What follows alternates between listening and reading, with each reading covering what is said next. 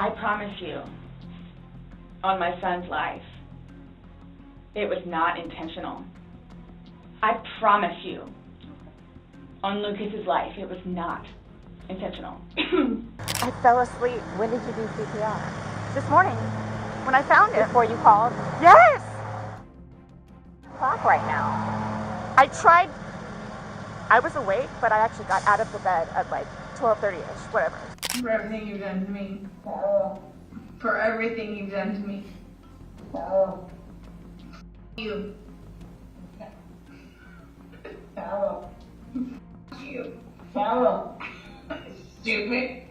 Imagine getting locked inside a suitcase with no way out and end up suffocating yourself to death. This was the reality faced by Torres, who was enjoying a drink with his girlfriend on the night of the incident. What went wrong? How did he end up in a suitcase? This video will reveal every detail of Sarah Boone's horrific case that you might be missing out on. Watch this video until the end to discover the unknown sides of this murder trial. Sarah Boone was originally from Atlanta, but she moved to Orlando, Florida, with her parents and grandparents when she was 3. According to her, she faced hard times while growing up, as there were multiple deaths within her family in a short duration.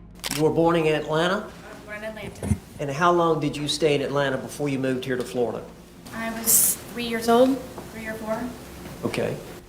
And from that time, y'all moved, you and your family, your mother and father, moved to Orlando? And my grandparents. Okay.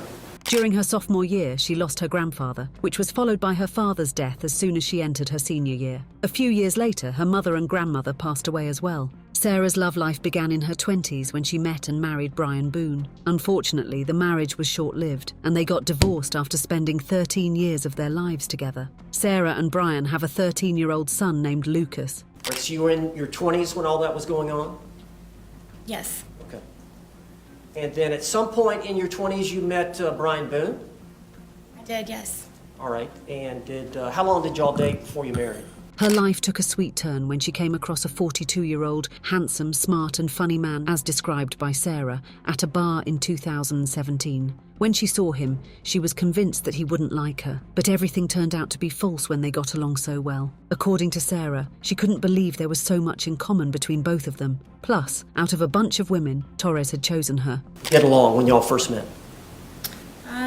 Very well. It was strange how quickly we hit things off and had so much in common, and I never thought that he would be interested in someone like me, and I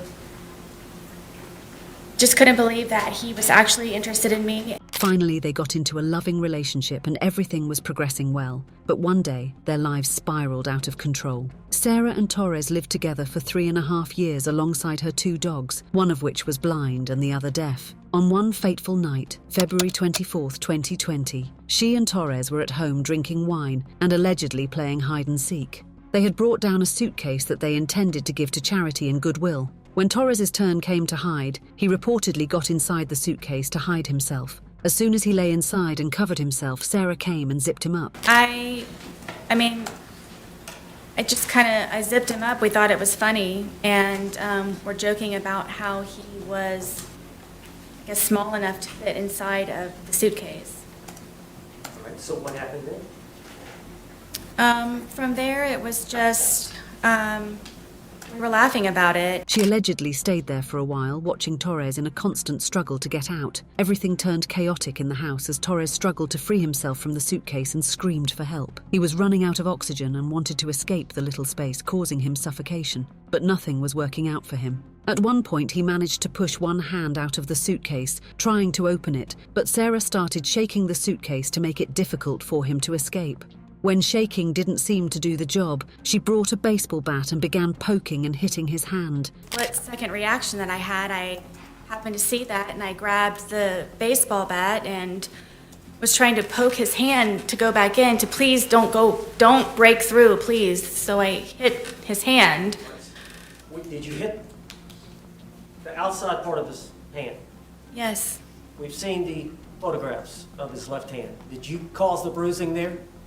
I'm guessing yes. Later, she fell asleep upstairs, leaving him in the locked suitcase. The entire night passed with the on and off yelps of Torres until he stopped making any noise. In the morning, Sarah came around and opened the suitcase only to realize he had been dead for some time. She was scared to see his lifeless body. In an attempt to recover him back to consciousness, she stretched him out and began doing CPR. However, it was already too late. She couldn't get any pulse. Panicked and confused, she called her ex-husband Brian and asked him to come over. Brian then told her to call 911. During the call, she told the dispatcher that her boyfriend had passed away. The Orange County Sheriff's Office responded to the 911 call and arrived at her house. When the police officer questioned her, she said they were putting a puzzle together and having wine. As she answered the officer's question, the fear on her face and language was visible. She tried to justify herself by saying she fell asleep and later performed CPR on Torres to save his life. I fell asleep. When did you do CPR? This morning, when I found it. Before you called? Yes! 1 o'clock right now. I was awake, but I actually got out of the bed at like 12:30ish, whatever. And that's when I found him, and I took him out, and I tried doing CPR, and then I called him, and then I called you guys. Did he get here before the fire department got here? Who? Your husband or Yes. your ex-husband? Yes. Okay. Where does he live at? Right down the street. Okay. So you were playing and who zipped him up in? I did, but then I fell asleep. Okay. You're okay. I wasn't here. I'm just trying to figure out what I happened. fell asleep. Torres's body was found lifeless next to the suitcase near the front door. A small laceration on his lips and bruising near his eyes were quite visible. When police officers asked about the bruising, she cautiously denied engaging in any physical struggle with him. The day after the incident, police officers arrived at her house again and conducted a thorough investigation. They asked her to hand over her phone for research. She gave her phone to them with a passcode. This was the game changer in Sarah Boone's case. When the officers searched through her phone, they discovered 2 videos recorded on the night of the murder. One video showed how Sarah remained cool in Torres's helpless situation. In the video, he is seen struggling inside the suitcase and saying, "I can't breathe, babe," and calls her out multiple times, but she yells back at him. Both videos showed Sarah enjoying and laughing at Torres's pleas to get him out. She was seen saying, "For everything you have done to me, fuck you, stupid. For everything you have done to me, fuck you. And you should probably shut the fuck up." For everything you've done to me. For everything you've done to me. Fuck you. Fuck you. Stupid. When officers questioned her about these videos, she kept denying recording them and said the videos looked bad. As a result, officers on site took her to the police station for further investigation. During the interrogation, she swore on her son Lucas's life that she didn't kill Torres intentionally and tried everything to convince officers that she wasn't at fault. However, nothing worked out for her, and she was eventually under arrest for second-degree murder, given the video evidence. I promise you, on my son's life, it was not intentional. I promise you, on Lucas's life, it was not intentional. According to the court documents, both Sarah and Torres were involved in battery against each other. As per the records, Sarah was arrested in July 2018 and was charged with battery by strangulation. When investigators brought up these records in front of her, she told them that Torres had dragged her upstairs and also kicked her in the right eye when she spoke to a guy at a bar. Torres at the time tried to clear his position by saying that he didn't have a choice other than kicking her off when she strangled him. Otherwise, she would have ended up crippling him. The officers at the time of the incident couldn't discover the actual culprit behind the attack. Besides, Torres was charged with battery 3 times in 2019. In September 2019, he was arrested when Sarah accused him of hitting her in the right ear. Her trial began on October 14, 2024, with jury selection. However, the open statements were delivered on October 18, 2024. During the trial, her defense team announced that they would use battered woman syndrome in her case for the justification of her actions, but the state prosecutors tried to get this tactic banned as it seemed there wasn't a clear action by Torres that could threaten the life of Sarah. Attorney Tony Henderson in response said, "The overt acts, I have to tell you, his hand is coming out of the suitcase. That means he's about to get out of the suitcase. Based on history and everything else, she doesn't have to wait to see what's going to happen when he gets out of the suitcase. It's clear what's going to happen when he gets out of the suitcase." The judge approved Henderson's argument and said the battered woman syndrome defense could be used only if they provided enough evidence beforehand. On October 18, 2024, the day of opening statements started with Sarah arriving in the courtroom with a smile on her face. The state prosecutor, William J., said the last thing Sarah said to Torres before his death was to stay quiet. Ladies and gentlemen, what the evidence in this case is going to show you is that this defendant zipped Jorge Torres shot in a suitcase. She was able to do this because at the time of his death, he only weighed 103 pounds. And she did this with the malicious intent to punish him. To prove his statement, the video was played in the courtroom in which Torres is seen saying, "Sarah, I can't breathe." Jay then went on to read a part from Sarah's 911 call. "I don't know what happened. He had blood coming out of his mouth. Don't know if it was an aneurysm." The prosecution team further said that Sarah didn't murder Torres because she felt threatened. It was rather an act of revenge for his past actions, including the time when he hit her with a curtain rod. You will hear a certain level of concern. My boyfriend and I were playing last night. Put him in a suitcase and we were playing hide and seek kind of thing. I fell asleep. Found him dead in the suitcase this morning. I don't know what happened. He had blood coming out of his mouth. Don't know if it was an aneurysm. Sarah's defense attorney, James Owen, said there are two sides to every story. He further said that her actions were influenced by Torres's abusive behavior and their alcohol consumption. Their lives centered around the alcohol. Both of them were suffered from what used to be called alcoholism. Now it's called alcohol abuse syndrome. Their neighbor was called in as a witness in defense who said, "Yeah, I don't like drunk people, and they were drunk a lot." The neighbor also discussed the night of February 23, 2020, that he had heard something huge falling down the stairs of Sarah's home. "And I remember me and my roommate talking about it the next day, and it literally shook both of our rooms." Then came the day when medical examiners displayed the extent of injuries on Torres's body. They told the judge that his head, hand, forearm and back were badly bruised after being hit by a baseball bat and dragging the suitcase down the stairs. It's compatible with him being in that suitcase for a longer period of time. It would have been warmer. And also if he had been, struggling to get himself out, engaging in that physical activity, those are things that are going to accelerate or speed up that process.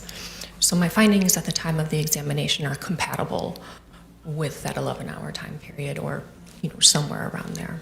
It came to know that he was left trapped inside for 11 hours in a face-down position, resulting in suffocation. Medical examiners claimed, based on the findings, he was most likely in the fetal position, knees flexed, arms flexed, and head most likely flexed forward. As the defense asked about his alcohol consumption, the examiners confirmed that his blood alcohol content was 3 times over the legal limit, which might have affected his motor and logic skills. So I don't necessarily know that it was 11 hours earlier, but it was at the time of death, at or near the time of his death. That's what the blood alcohol level was. So at that level, everyone reacts a little bit differently to alcohol, and some of it has to do with whether or not somebody is accustomed to drinking alcohol or if they've never had alcohol. So you can develop tolerance. But at that level, there's going to be impairment of judgment, there can be impairment of motor skills, there can be slurring of words. In an attempt to clarify Sarah's intentions, the defense once again pointed out that the suitcase's zipper was broken and might have let in oxygen. However, the examiner responded that while this was possible, it didn't provide enough oxygen for Torres's survival. The next day in the trial, Sarah took the stand for 4 hours, and for the first time after being captive for 4 years, trying to tell her account of events. Attorney James Owen began questioning, "Did you believe that he could breathe in there?" She said, "Yes." But when he asked her if she knew Torres would die in the suitcase, she said no. Recalling the incident of February 23, 2024, she said, "I zipped him up. We thought it was funny, and we're joking how he was small enough to fit inside of the suitcase." It got very heated very quickly, and he continued to push on the suitcase.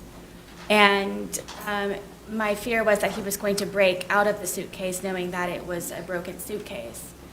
And his hand started to come through. His hand started to come through this way. She also told the jury that she was scared of Torres and feared that if he came out, he would act on his threat of ending her. So I shook the suitcase.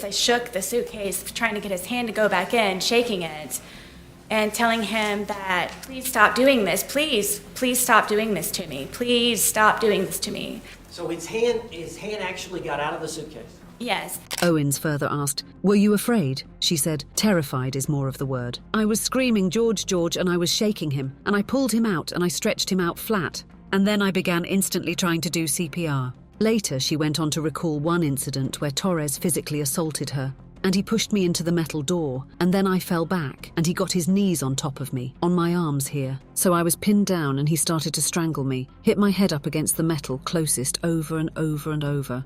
To support her statements, the defense team got more witnesses to take the stand. 2 Orange County deputies discussed the incident that took place in 2019. A deputy said he saw swelling and bruising in Boone's right eye and red markings and some abrasions around Torres's neck. A psychologist, Dr. Michael Brannan, was also called to share his opinions on the couple's relationship. He said, "Whether it's the lid of a garbage can hitting on your nose, or whether it's someone being abusive toward you, those situations change your perception of danger. So you no longer see that object or that person the same way. You have a foreboding sense of danger can occur." On October 24, 2024, the psychologist who evaluated Sarah testified she had patterns ingrained in her behavior that would be typical of a victim who is responding to traumatic events in a predictable way, so that would fit battered spouse syndrome. So the results would be consistent with a person having post-traumatic stress disorder. I do not diagnose from one test, that wouldn't be appropriate, but it is consistent with the background and the symptoms that I had previously, taken down during my evaluation of her. So the clinical portion, when we go through symptoms, that was consistent with the outcome of that test. Dr. Tonya Werner shared that Sarah was seen quickly taking shifts between joking about Torres in a suitcase and being sad over his death. A video from Sarah's phone was also displayed in which Torres was seen banging the TV screen with a baseball bat. The state, however, persists in the statement that she wasn't in any danger and there was no need to keep Torres locked in the suitcase. The court decision is yet to be taken, with further arguments and statements from both parties. That's it for today's video. What are your opinions on this case? Will Torres get justice? Comment down your thoughts below. And as always, stay safe out there.